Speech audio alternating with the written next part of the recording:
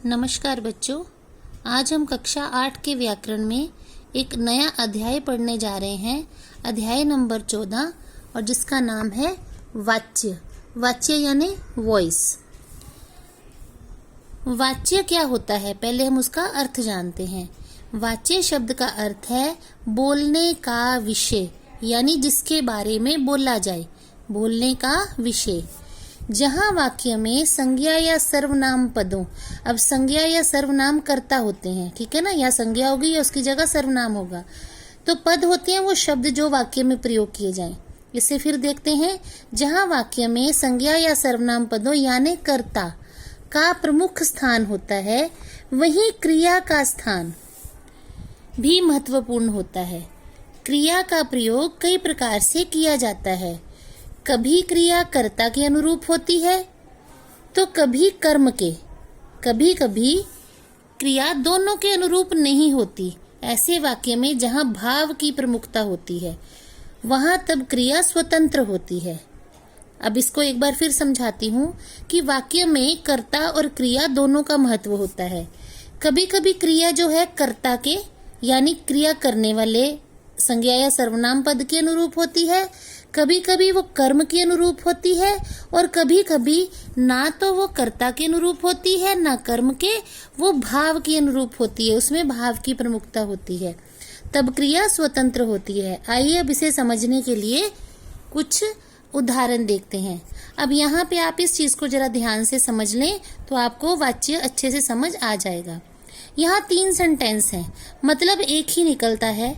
अनुराग पुस्तक पढ़ता है, अनुराग के द्वारा पुस्तक पढ़ी जाती है और अनुराग से पढ़ा जाता है। भाव तीनों का एक ही है, लेकिन लिखे हुए वाक्य में जो क्रिया है वो कर्ता के अनुसार है, एक में कर्म के अनुसार है, एक में भाव के अनुसार है। इसको समझते हैं कैसे। देखिए, अनुराग पुस्तक पढ़ता है, इस वाक्य में अनुराग करता है, पुस्तक कर्म है, क्योंकि क्या पढ़ता है उसका उत्तर पुस्तक है, और पढ़ता है पढ़ने की क्रिया हो रही है। यहाँ अगर पुस्तक के अनुसार क्रिया होती तो यहाँ पढ़ती है आना चाहिए था, ठीक है ना, या पढ़ा जाता है, लेकिन पढ़ता है कौन, अनुराग, तो ये क्रिया किसके अनुसार है, कर्ता के अनुसार। उम्मीद है आपको समझ लगी होगी। देखिए, अगर पुस्तक के अनुसार होती तो पढ़ती शब्द आता, ठीक है ना।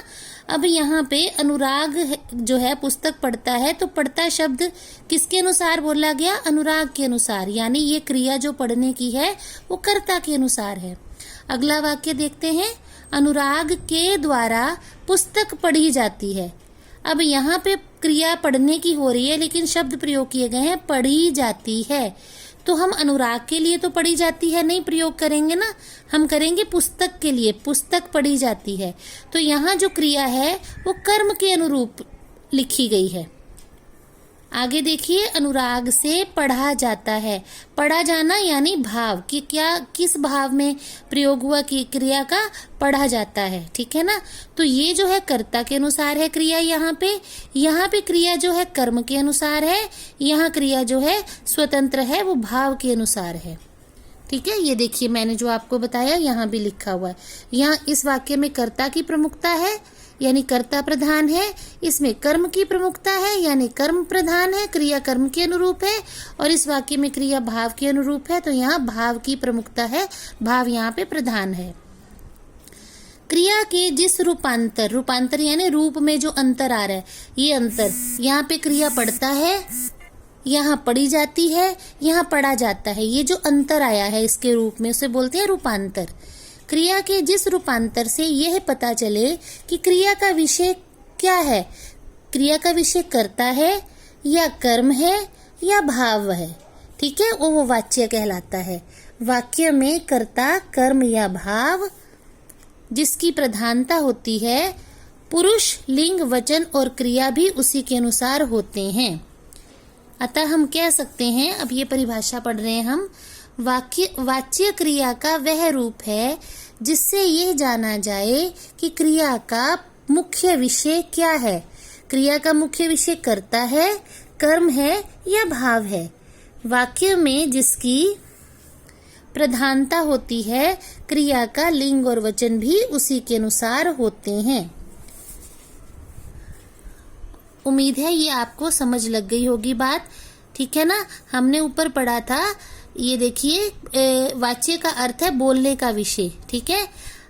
तो ये बोलने का विषय किसके अनुसार है, पढ़ा जाना किसके अनुसार है, अनुराग के अनुसार है, तो ये कर्ता के अनुसार हो गई। पढ़ी जाती है पुस्तक के अनुसार है, तो ये कर्म के अनुसार होगी। इसमें विषय पुस्तक है और इसमें विषय भाव है। चलिए अब आगे देखते हैं वाच्य के भेद। वाच्य के 3 भेद होते हैं। पहला है कृत्रिवाच्य, कर्तृवाच्य, दूसरा है कर्मवाच्य, तीसरा है भाववाच्य। अब कर्तृवाच्य क्रिया कौन सा होता है, जहां क्रिया का संबंध सीधा कर्ता के साथ हो, यानी वाच्य का जो विषय है वो कर्ता हो, क्रिया का लिंग और वचन भी कर्ता के अनुसार हो, वहां कर्तृवाच्य होता है। जैसे मोहन निबंध लिखता है, ठीक है ना। अब ये लिखता है क्रिया हुई, तो मोहन जो है वो करता है। अगर मोहिनी होता तो यहाँ आ जाता लिखती है, तब भी कर्ता के अनुसार होता, ठीक है ना। अब यहाँ मोहन करता है तो इसके अनुसार क्रिया लिखता है, ठीक है। हम गाने सुनते हैं, हम जो है वो बहुवचन है, तो बहुवचन में हम, अगर मैं होता तो मैं गाने सुनता हूँ, तो क्रिया का हम लिखते रूप सुनता हूँ। लेकिन यहाँ हम है, बहुवचन है, तो कर्ता के अनुसार वचन के अनुसार बदल गई क्रिया, सुनते हैं आ गया। यहाँ कर्ता जो है वो पुरुष है, तो लिंग के अनुसार और कर्ता के अनुसार क्रिया लिखता है, ये लिखी गई है, ठीक है। माता जी, अब माता जी स्त्रीलिंग है और एक वचन है। माता जी खाना बनाती हैं, ठीक है। माता जी क्योंकि स्त्रीलिंग है और कर्ता है, और ये क्रिया कर्ता और उनके लिंग के अनुसार लिखी गई है, बनाती हैं। अगर पिताजी होते यहाँ पे पुरुष लिंग होते तो वो लिखा जाता पिताजी खाना बनाते हैं, तो क्रिया तो बनाने की हो रही है, लेकिन अगर माता जी हैं तो उनके लिए लिखा गया बनाती हैं, ठीक है। अध्यापक बच्चों को पढ़ाता है, अध्यापक एक वचन है, ठीक है। और ये क्रिया जो है कर्ता के अनुसार है और पुरुष लिंग है, तो लिंग के अनुसार है, पढ़ाता है। अगर यहाँ पे होती अध्यापिका ये शब्द होता तो लिखा जाता अध्यापिका बच्चों को पढ़ाती है, यानी कर्ता का वचन, कर्ता का लिंग, ठीक है, उसके अनुसार क्रिया निर्धारित होती है वाच्य में। ऊपर लिखित वाक्यों में क्रमशः मोहन, हम, माताजी तथा अध्यापक कर्ता है। कर्ता यानी क्रिया करने वाले व्यक्ति। इन सभी वाक्यों में कर्ता प्रधान है, यानी क्रिया कर्ता के अनुसार हुई है, इसलिए कर्ता प्रधान हुआ, प्रमुख हुआ। इन सभी वाक्यों की क्रियाओं के लिंग, वचन और पुरुष के रूप में भी कर्ता, पुरुष के रूप भी कर्ता के अनुसार हैं। अतः ये सभी वाक्य कृत्रिवाच्य के उदाहरण है, यानी जो क्रिया, जो वाच्य, जो क्रियाएं कर्ता के अनुसार होती हैं वो सारे कृत्रिवाच्य के उदाहरण हैं। अब आपको ये बात समझ लग गई होगी।